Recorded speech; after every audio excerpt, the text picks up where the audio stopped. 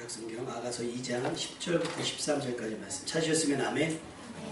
찬 목소리로 읽겠습니다.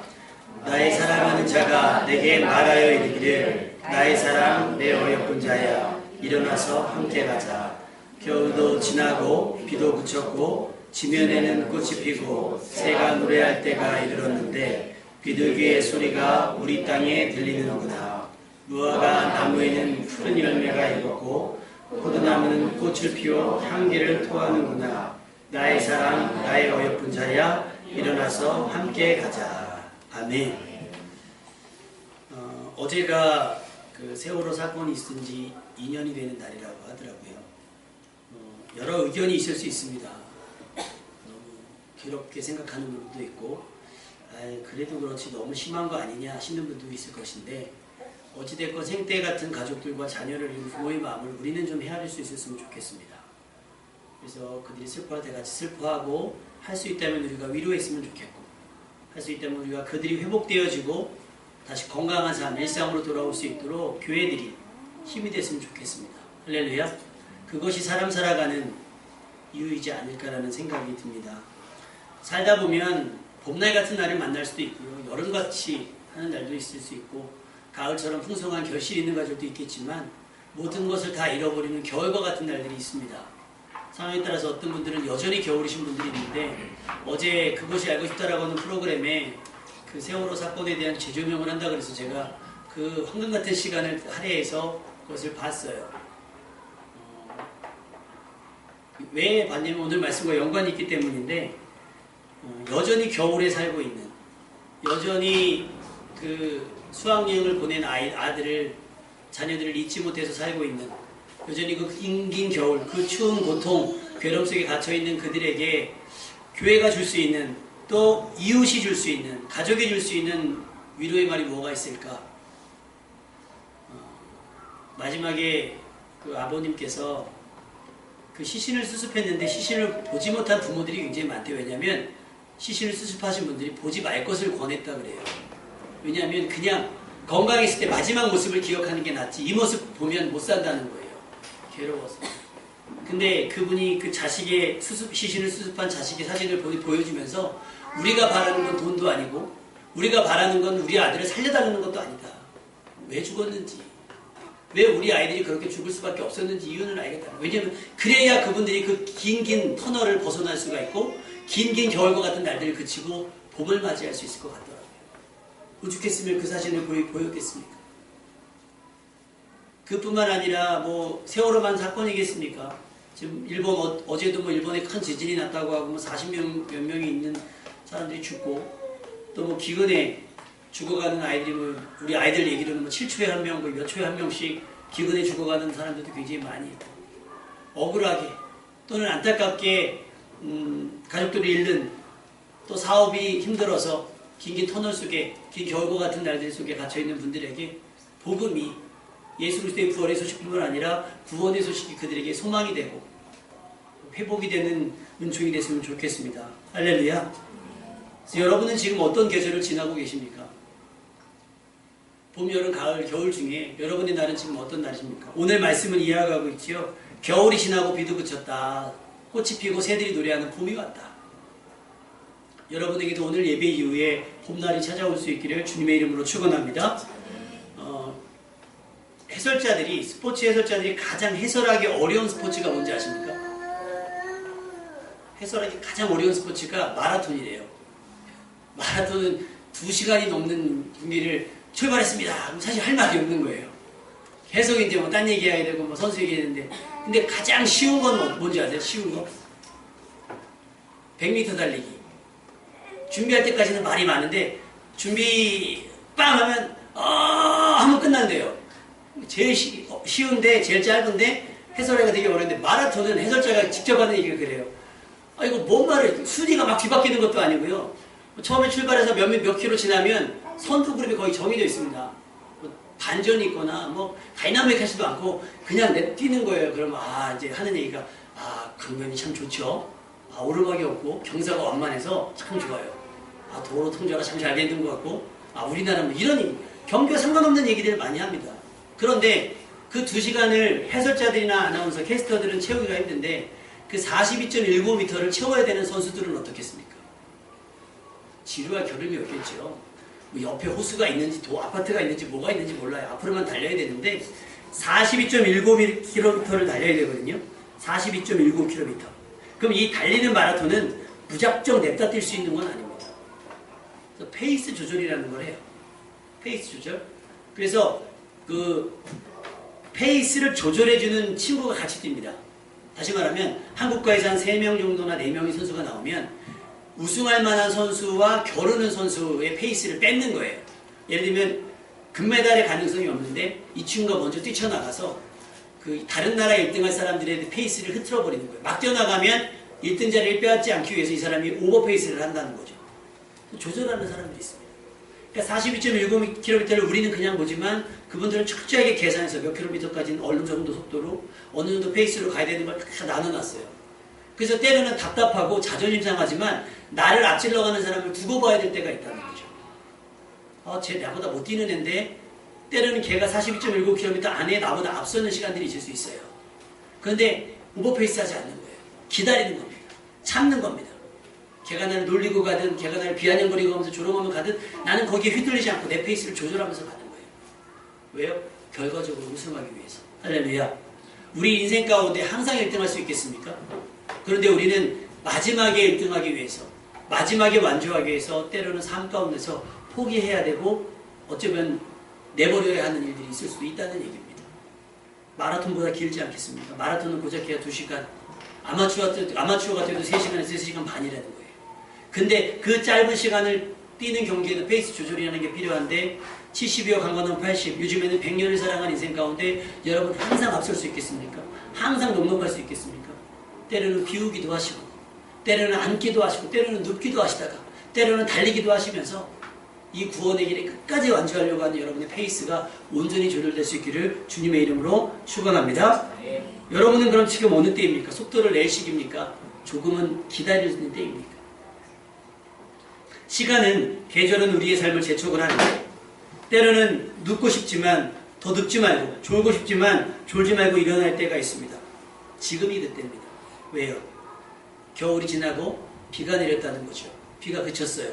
일해야 되겠다는 얘기죠. 땅이 촉촉하게 이렇게 적셔 있으니까 뒤집기가 쉬운 거예요. 농사를 짓기 위해서 땅을 두루 파고 둘레를 파고 거름을 주어야 합니다. 씨를 심기 위해 준비할 시간이 바로 지금입니다. 이 시간을 지체하며 심어도 거두지 못하는 불행을 초래할 수 있습니다. 그렇다고 해서 거두지 못할 것 같아서 안 심는 건 더 미련한 거지요. 지금은 심을 때입니다. 놀 때가 아니라 심을 때입니다. 동의하십니까? 우리 애들 막 놀고 있으면 뭐라고 얘기해요? 방학 때 놀으라 그래. 근데 시험이 한 일주일 뒤에요. 그럼 어떻게 얘기하죠? 야, 너 지금 놀 때야? 뭐 할 때라 그러죠? 공부할 때야. 그 중간고사 잘 봐서 뭐 하게요? 단원평가 잘 본다고 인생이 당장 바뀌는 것도 아닌데 왜요? 그 아이가 노는 시간, 놀 때를 포기하고 공부하면 이게 쌓여서 나중에 그 아이의 실력이 되고 그 아이의 능력이 되고 그 아이의 직업이 되고 그 아이의 연봉이 되기 때문입니다. 할렐루야. 여러분의 지금 멈추어서서 예배드리는 이 시간, 날씨 좋고 그래서 놀러 가고 싶고 바람 쐬고 싶고 뭐 돈 벌러 가고 싶고 뭐 하고 싶은 이 시간을 포기하고 하나님 앞에 멈춰서 예배드리는 이 시간이 뭐예요? 이 시간들이 쌓여지고 모여져서 여러분의 구원이 된다는 사실입니다. 할렐루야. 지금 당장 여기서 예배드린다고 구원받는 게 아니에요. 지금도 구원을 이루어가는 과정 가운데 심어야 되고 두릅하고 거름을 주는 시기가 바로 이 시간입니다. 말씀이 잘 모르겠어요. 우리 권사님 늘 하시는 말씀. 이제는 막 성경을 항상 읽으시거든요. 근데 넘기면 앞장이 기억이 안 나. 넘기면 앞장이 기억이 안 나. 그래도 계속 읽는 거예요. 어떤 아이가 얘기해줘. 너 화장실 갔다 왔어? 아까 갔다 왔어요. 그래서 안 가도 된대요. 야, 너 아까도 밥 먹었는데 지금 또 밥 먹잖아. 아까 과자 먹고 지금 또 먹잖아. 마찬가지입니다. 먹어야 될 때도 있고요. 배설해야 될 때도 있고요. 잘 때가 있으면 깰 때가 있는 겁니다. 여러분들이 하고 싶을 때 하는 게 아니라 하고 싶다고 하고 싶은 것을 하는 것이 아니라 해야 될 때 해야 되는 겁니다. 할렐루야. 지금은 겨울이 지나고 봄이 왔으니 뭐 해야 돼요? 땀을 타고 걸음을 주면서 씨를 심을 준비를 해야 된다는 겁니다. 여러분에게 그런 구원의 씨가 힘과 충만한 준비가 되시기를 주님의 이름으로 축원합니다. 추운 겨울은 모든 것을 움츠러들게 합니다. 물론 한겨울에도 꿋꿋하게 자기의 생명력을 펼치는 식물들이 있고 동물들이 있어요. 그러나 대부분의 동물들은 겨울을 나기 위해서 최소화합니다. 심지어 어떤 동물들은 잠만 자요. 그냥. 왜? 활동을 할 수가 없고 먹을 걸 구할 수 없으니 그냥 자버립니다. 우린 겨울잠이라고 얘기하죠. 근데 그들이 더 깰 때가 있어요. 언제 깨요? 봄이 되면 깨요. 봄이 되면 깨요. 동물들도 겨울에는 최소화하는 거예요. 자기의 삶을 최소화해서 죽지 않으려고 그냥 자버립니다. 죽지 않으려고 버티는 거예요. 나무와 꽃들은 잎을 다 떨구고 꽃을 떨구고 죽은 듯이 있다가 여기도 은행나무 보시면 겨울엔 다 죽은 나무 같아요. 창백하게 회색빛 그냥 나뭇가지만 덩그러니 있다가 날씨 풀리면 약속이나 한 듯이 그냥 막 경쟁적으로 그 안에 생명이 있는 거예요. 근데 뽐내지 않아요. 왜요? 지금 뽐내다는 다 죽어요. 그러니 어떻게 해요? 잠잠히 있는 거예요. 여러분은 지금 여러분의 인생을 뽐낼 때입니까? 여러분의 인생을 자랑할 때입니까? 아니면 여러분의 삶을 움츠리고 이렇게 단돌이 할 때입니까? 우리 인생에도 어쩌면 겨울 같은 날들이 있을 수 있습니다. 그런 날이 없었으면 좋겠는데 그런 날이 있을 수 있다는 거예요. 싸워서 이기기 힘든, 또 버텨내기 좋지 않은, 만만치 않은 겨울 같은 날들이 우리의 삶을 위축시키고 우리의 삶을 위협할 수도 있습니다. 용기라는 말과 사명이라는 말로 무조건 겨울을 이겨내라고 하는 것은 그 애들에게 더 가혹할 수도 있다는 겁니다. 그만큼 겨울은 가혹합니다. 여러분의 인생에 이런 겨울과 같은 가혹한 날들이 있었을 것이고 어쩌면 앞으로 또 있을지도 모릅니다. 그때 여러분 믿음을 잃지 않기 위해서 최대한 움츠릴 줄 아는 지혜가 있기를 주의 이름으로 축원합니다. 요셉이라는 아이가 있었습니다. 제가 주보 칼럼에도 썼는데요. 쉽게 말하면 금수저입니다. 금수저 중에 금수저. 왜냐하면 요셉은 거부였습니다. 야곱은 굉장히 거부였습니다. 이 거부의 아들인데 특별히 그 아내가 4명이 있었는데요. 4명 중에 가장 원래 결혼하려고 했던, 원래 마음을 줬던 라헬이라고 하는 여자에서 나온 소생입니다. 얼마나 교양했습니까? 그러니까 형들에겐 입혀주지 않은 채색 옷을 야곱이 친히 입혀주고 항상 자기 옆에 두었던 아들이 바로 요셉입니다. 그러니 말을 들면 야곱이 기업을 가졌다면 누구에게 내버리면 하겠어요? 이거 100% 요셉 겁니다. 근데 요셉이 마침 꿈도 그래요. 해와 달과 11별이 자기한테 절을 합니다. 마치 자기가 으뜸인 것처럼 자기가 높은 자리에 앉을 것처럼 꿈을 꿉니다. 볕달이 자기에게 절을 합니다라는 꿈을 꿉니다. 그래서 형들이 더 짜증내고 시기하고 질투합니다. 결국 이 아빠의 편애를 받았던 요셉이 또 꿈을 꾸고 형들의 잘못을 아버지한테 일러봤던 요셉은 이 시기와 질투, 형들에게 받은 미움 때문에 노예로 팔려가게 됩니다. 아버지 야곱에게는 요셉이 죽었노라고 하는 거짓된 소식을 전하는데 아빠는 낙심에 빠지고 슬픔에 빠지고 괴로워하기 시작합니다. 요셉은 억울하게 늘 금수저로 넉넉하게 살고 풍요롭게 살다가 남의 집 노예로 살러 갔습니다. 우리 같으면 어떻게 해요? 절망합니다. 난 이렇게 살 수 없어. 난 이렇게 살 수 없어. 난 이렇게 살 수 없어. 배우 송동일 씨가 그런 얘기를 하더라고요. 배우잖아요. 배우들은 자존심이 굉장히 셉니다. 여러분 그걸 어떻게 하시냐면 그 TV 방송에서 연말되면 시상식 하잖아요. 시상식 하시면 다른 시상식은 굉장히 분위기가 좋은데 배우들이 나오는 영화제 보세요. 누가 나와서 춤추고 노래하고 아무도 안 좋아합니다. 가만히 근엄하게 지킵니다. 그만큼 자존심이 센 사람들이 배우들이에요. 근데 어느 날 배우들은 캐스팅이 안 되면 돈을 못 버니까 집에 있었대요. 그때 누나가 뭐라고 얘기하냐면 너 불러주는 데 있으면 튕기지 말고 무조건 가라. 그랬더니 누님 다 배우예요. 배우가 무슨 아침 방송에 나가고 배우가 어떻게 예능에 나갑니까? 나 배우예요 누나. 비록 내가 지금 일이 없지만 배우예요. 그랬더니 송동희 씨 보면서 누나가 보는 얘기는 그래 넌 배우라고 하는 그 자존심 지키기 위해서 네 마누라는 지금 식당 주방에 들어가서 설거지하고 있는 걸 알고 있느냐? 몰랐다는 거예요. 자기는 난 배우야 하는 자존심, 그 자만심, 교만한 마음, 어떤 자기 과시에 빠져 있을 때 아내는 그 남편의 자존심을 세워주기 위해서 홀도 못 있대요. 왜냐하면 성동일의 아내라는 걸 아니까 사람들이. 그래서 아무도 보지 않는 주방에서 아무도 모르게 설거지를 한다는 거예요. 설거지. 그 얘기 듣고 그때부터 성동일 씨가요. 불러주는 프로그램 무조건 갔다고 해요. 소위 말해 그런 얘기하죠. 자존심이 만명해지냐. 요셉이 그런 상황이었어요. 나 아빠한테 전화 한 통하면 내가 누군 줄 알아? 이럴 수 있는 상황이 요셉이었어요. 근데 요셉은 천만다행으로 그러지 않더라고요. 너 왜? 열심히 했습니다. 그냥 잘할 줄 모르겠지요. 그 사랑받는 아들로만 살았으니까 뭘 할 수 있었겠어요. 그러나 주어진 일 열심히 했는데 하나님께서 그와 함께 하셨습니다. 할렐루야. 여러분의 삶이 흥할 수도 있고요. 때로는 생각보다 안 될 수도 있습니다. 여러분의 일이 잘 될 수도 있는데 때로는 막힐 수도 있어요. 그때마다 우리가 이를 비하면 안 됩니다. 주어진 삶 가운데 최선을 다하는 거예요. 주어진 삶 가운데 최선을 다해요. 좋은 일 때 막 찬송하다가 그냥 무슨 기복이 막 심하면, 그래서 여러분 왜 우울증이라는 병 아시죠? 우울증은 뭐냐면 거의 항상 우울한 사람은 우울증이라고 그래요. 근데 이거보다 위험한 병이 바이폴러라고 해가지고 조울증이라는 병이 있어요. 혹시 들어보셨어요? 조울증? 그러니까 우울증은 사고 치면 거의 자살입니다. 조울증은요, 자살을 하거나 남을 해하거나. 왜냐면 조증은요, 이 사람이 감정이 컨트롤되고 막 하늘을 날라요, 이 사람은. 감동이 안 돼, 감동이 안 돼. 아주 감당이 안 되니까 막을 수가 없습니다. 그래서 약으로 줄여요. 약으로 진정시켜요. 우울증은요, 한없이 꺼지는 거예요. 한숨 쉬고 막 우울에 빠지는 거예요. 누가 아무도 뭐라고 하는데 자기 혼자 자괴감에 빠져서 괴로워하는 거예요. 근데 모든 사람에게 이런 요소가 다 있어요. 좋을 때는 막 잘합니다. 남편에게도 잘하고 시부모님한테 잘하고 막 처갓집에도 잘하고 막 친구들한테 잘하고 막 잘해요. 근데 뭐가 안 되면 그냥 막 절망의 나락끝으로 빠져가지고 당장 뭐가 잘못될 것처럼 막 생활한단 말이에요. 요셉은 그러지 않았어요. 인정했습니다. 겨울과 같은 날들, 그래, 이 또한 지나가리라. 할렐루야. 이것도 끝나겠지. 내가 이렇게 살다 죽겠어? 하면서 버텨내는 겁니다. 저는 그렇게 끝날 줄 알았어요. 그런데 이 요셉이 얼굴이 잘생긴 게 죄라고 또 보디발의 아내가 요셉을 꼬십니다. 어떻게 해보려고. 요셉이 거절합니다. 자존심 상한 이 보디발의 아내가 모함을 합니다. 거짓으로 이 사람이 나를 성폭행하려고 했다. 그래서 그의 주인이 그를 감옥에 가둬버립니다. 여러분, 형들의 미움 때문에 노예살이를 하는 것도 억울한데 거기서 억울하게 누명을 써서 뭐에 가요? 죄인이 되는 건 더 억울하다는 거예요.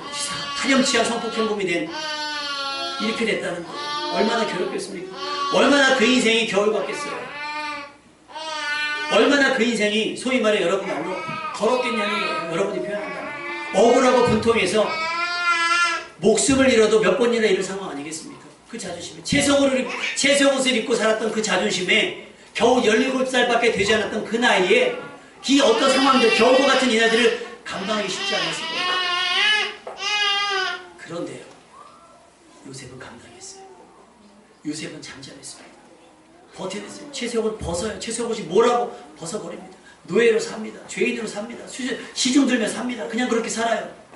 금방 이 사람들이 내 문제를 해결해 줄 것 같았는데 해결하지 않는데 그 억울함을 얘기하지 않습니다. 그를 치사하다고 욕하지 않습니다. 그냥 기다립니다. 뭐가 오기까지? 봄날 같은 날이 오기를 기다렸다는 거예요. 할렐루야. 이 나무들이 어떻게 하지 않잖아요. 기다리는 거예요. 뭐가 오기까지? 봄이 오기까지. 그랬더니 뭐가요? 겨울이 지나고 비가 내리고 비가 그쳤으니 이제는 꽃이 피는 겁니다. 할렐루야. 그랬더니 요셉의 삶이 뒤바뀌어서 뭐가 돼요? 애굽의 총리가 됩니다. 할렐루야. 여러분의 인생에도 이런 겨울과 같은 날들을 버텨내시면, 인내하시면, 그래, 여기도 하나님의 뜻이 있겠지. 항상 내가 잘 먹고 잘 사는 것만 하나님의 뜻은 아닐 거야. 때로는 하나님께서 나를 이렇게 연단하시겠지. 이 시련을 통해서 나의 믿음을 단단히 하시겠지 하면 버텨내시게 난다면 인생 반전의 역사가 여러분 가운데 나타나게 될 줄로 믿습니다. 할렐루야. 제가 사역을 하다 보니까 저희 안사람에게 참 죄송한 얘기예요. 죄송한 말인데 좀 좋은 교회에서 오라는 교회도 있고 소개시켜주는 분들도 있었어요. 아, 우리 전사님 같으면, 우리 목사님 같으면 좀 큰 교회 가서 대우받으면서 사역할 수 있을 거야. 하실 수도 있어요. 근데 우리 지혜스님도 있지만 찾아간 교회가 건물은 큰데 분위기 이상한 교회, 분위기 굉장히 침체된 교회 갔더니 막 건물은 지상 3층이죠. 사택까지 4층, 지하 2층, 막 본당이 그래요. 막 어마어마해요. 막 천장이 막 올라가서 사다리 위에 올라가면 떨어지면 죽을 것 같은. 근데 막 들어오면 거미줄 쳐 있고요. 뭐 분위기 이상한 교회 간 거예요. 저는 안사람을 데리고 다니면서 항상 어디 가든지 반주를 시켰어요. 청년 내내 초등학교 5학년 때 반주를 시작해갖고 교회에서도 늘 반주하다가 결혼하면 사모가 되니까 안 할 줄 알았더니 가는 데마다 반주자가 없어.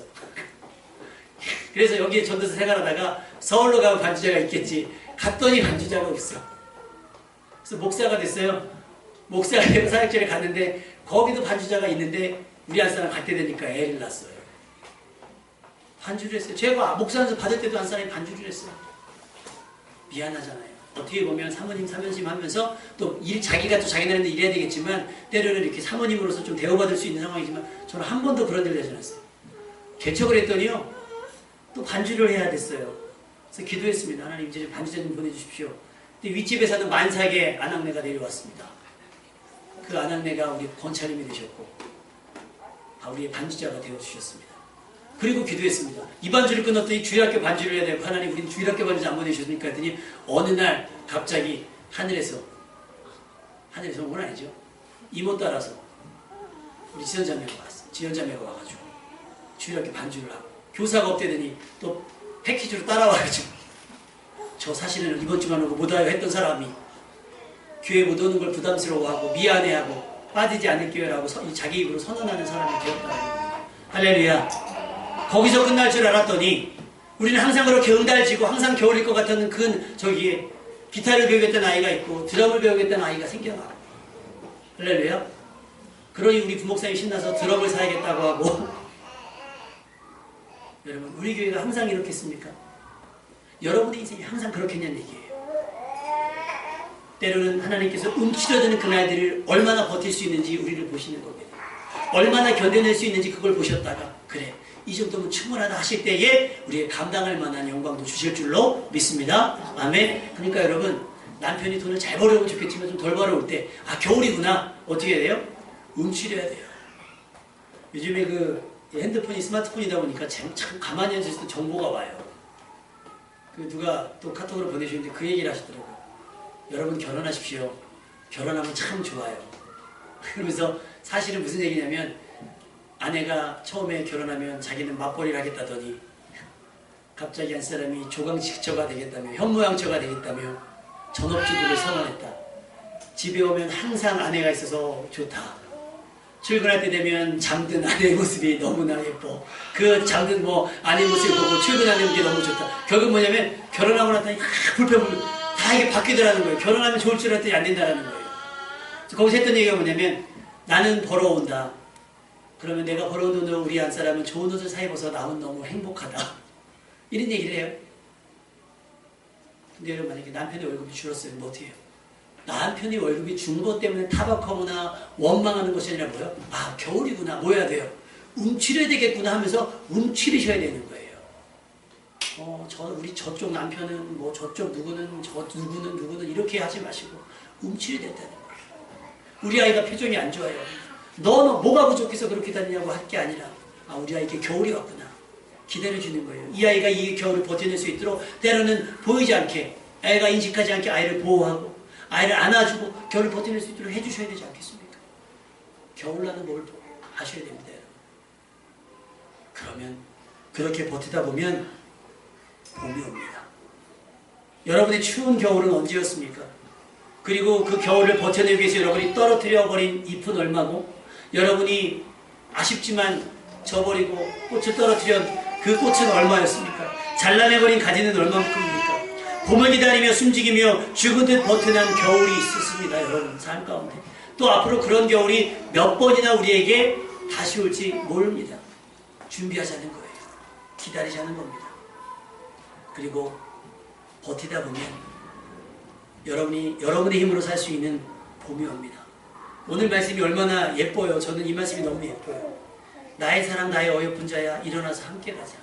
이 상황이 가장 이쁠 때 하시는 얘기가 아니에요. 뭐요? 겨울을 갓 지난 정말 초라하고 초췌한 모습, 초라하고 초췌한 모습 가운데 간신히 숨붙어 있는 모습을 보면서 나의 사랑 나의 어여쁜 자야 일어나 함께 가자.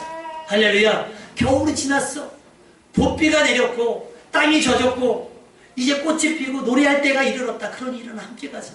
내가 가장 지쳐있을 때 주님께서 우리에게 하신 말씀이고 내가 가장 억울해할 때 주님께서 내게 하신 말씀이며 내가 가장 힘들어할 때 주님께서 내게 하신 말씀이에요. 가장 예쁜 모습으로 일어나 함께 갑시다 하는 게 아니에요. 여러분 결혼식 사진 다 꺼내보세요. 다 위장이잖아요. 위장, 변장 막 이런 거잖아요. 일상을 그렇게 살 수는 없어요. 주님께서 나의 변장한 모습 나의 이렇게 한 모습 가지고 나의 사랑 나의 어여쁜 자라고 말씀하신 게 아니라 겨울을 버텨낸 나뭇가지 하나 없는 꽃 한 상에 피어내지 못한 앙생한 가지만 남은 곧 건드리면 부러질 것 같은 나의 그 초췌한 모습 가운데서 말씀하시는 거예요. 일어나 함께 가자. 봄이 됐으니 내가 너를 살려주마. 내가 너를 살게 하마. 할렐루야. 이 음성을 듣는 여러분 되시기를 주님의 이름으로 축원합니다.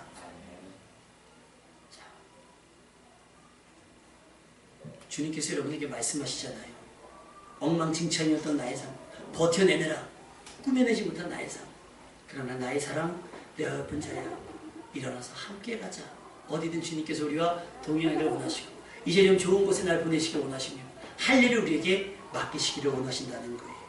겨울이 끝났고 우리를 위협하던 비도 그쳤습니다. 이제 세상에는 이름과 향을 알 수 없는 수많은 꽃들이 피었습니다. 비 오니까 또 다 떨어졌대요. 근데 떨어지고 나서 알았어요. 그 떨어지고 난 꽃의 자리가 열매의 자리라는 것을. 할렐루야. 꽃은 그래서 피는 거예요. 꽃은 자기를 내세운 게 아니라 이 자리가 열매의 자리입니다라고 증명해 보이는 거예요. 여러분이 꽃이 피우는 건 뭐가 나야 돼요? 여러분이 살았던 자리가 누가 나야 돼요? 그리스도가 나타나는 겁니다. 할렐루야. 그것이 열매 나는 자의 삶인 거예요. 여러분이 돈을 벌면 뭐가 나타나야 돼요? 돈 번 자리에서 그리스도의 영광이 나타나는 거예요. 할렐루야. 여러분 그리스도를 놓지 않기 위해서 그 겨울을, 그 가난을, 때로는 그 억울함을 버텨내는 거예요. 세상은 새가 노래할 때가 됐고 비둘기 소리가 우리 땅에 들리는 것처럼 많은 사람들의 찬양과 감사로 넘쳐납니다. 거기에 여러분의 목소리도, 여러분의 내는 소리도 있었으면 좋겠습니다. 할렐루야. 여러분의 감사와 찬양 간증히 한데 올려 아름다운 화음을 냈으면 좋겠습니다. 큰 건 아니지만, 대단한 건 아니지만, 엄청난 건 아니지만 여러분의 자랑이 남과 비해서 그들보다 좋은 것이 아니었으면 좋겠습니다. 다현이에게 학교 수업 중에 뭐가 있었냐면 2분 스피치라는 게 있더라고요. 2분 스피치 뭐냐면 2분 동안 한 주제를 가지고 친구들에게 설명을 하는 거예요. 이것저것. 근데 처음에는 막 노래를 설명한다고 그러더니 갑자기 우리 물된동산 교회는 하면서 교회 소개를 하더라고요. 주변에 보면요 엄청나게 큰 교회들 많거든요. 다현아 우리 교회 너무 작지 않을 때 자기 너무 좋대요. 자기 너무 좋대요. 자랑은 남들보다 뛰어나기 때문이 아니라 내가 만족하기 때문입니다. 할렐루야. 내 자식을, 내 남편을, 내 아내를, 내 교회를, 내 가족을 자랑할 수 있는 여러분 되시길 주님의 이름으로 축원합니다. 지적입시다. 꽃을 피웁시다. 이름 없는 들꽃이지만 꽃을 피우자는 거예요.